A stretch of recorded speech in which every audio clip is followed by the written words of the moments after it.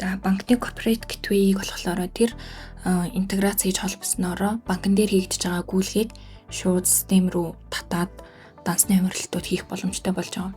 За эхний байдлаар ажил хөнгөвчлж байгаа нь болохоор тэр зээлийн гүйлгийг автоматар танаад тухайн зээлдэгчийн зээлийг төлөгдсөн болгоод за хүүнээс төлөгдсөн зээлээс төлөгдсөн гэд автомат хуваарлтууд хийгдэж байгаа.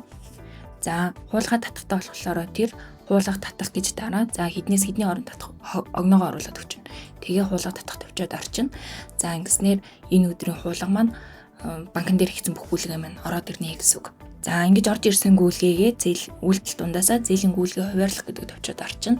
За ингээхээр регистрийн гүйлгийг хавтах дээрээ регистрээ тухайн хэрэглэгчийн зөв шивцсэн байх юм бол энэ зээлийнх байна гэд зээлээ таньчин гэсэн үг. Тэгээ бүх зээлийн гүйлгээ хуваарлах гэдэг төвчөөд орчих юм бол тухайн хүний зээлээс нь төлөлт нь бүртгэгдээд нөгөө үндсэн зээл хүүний гээд бүх дансны бичлэл нь хийгдчихэж байгаа гэсэн. За эхний давуу тал нь дээр. За хуулга таналтын 2 дахь боломж нь юу вэ гэхлээр байгууллагын дотоод гүйлгээнүүдийг мөн таниулах боломжтой. Зөвхөн зээлийн гүйлгээ гэж хязгаарлагдахгүй.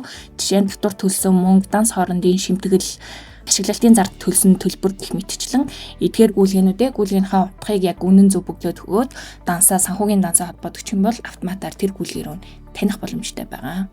За банк болохоор тэр жишээ нь данс хөтөлсөний шимтгэл гэдэг гүйлгээний утгаагаар шивэгдээд за ингэдэг бол данс хөтөлсөний шимтгэл гэдгийг гүйлгээний утга дээр яг зөв бичиж өгөн том жижиг үсгийг яг харж байгаа. За тэнгуүтлээ энэ маань яг санхүүгийн ямар данстай холбогдох вэ? Одоо жишээ нь 5242 буюу банкны шимтгэлийн зардалтай холбогдно.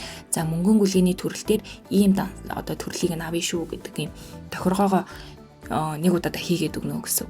За ингэсний дараагаар гүйлгээ татахад автоматар яг энэ тохиргоо хийснийхэн дагуу дансныхын хуваарлт нь шууд хийгдэнэ гэсэн. За одоо би жишээ нь энэ дээр тест гэж гүйлгээний утга бичээд за дансыг нь болохоор бусад зээлийн хүүгийн зардал руу хийгээрэй гэдэг юм тохиргоо хийгээд өгчлөө. За одоо хуулга татаж үзье. Хуулга татах төвчөө дараад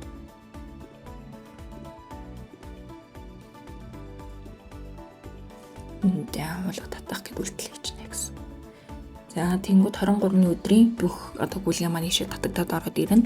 За би түрүүний яг нөгөө сонгох гүйлгээний утгын дагуу энэ дээрээ тест гэдэг бөглөөд яг нөгөө гүйлгээгээ хийсэн болохоор данслсан гүйлгээ маань яг ялгаагүй. Яг тохиргооны дагуу бусад зээлийн хүүгийн зардал за мөнгөн гүйлгийнхээ төрөл нь хүртэл ингээд автоматар танаад ороод ирж байгаа.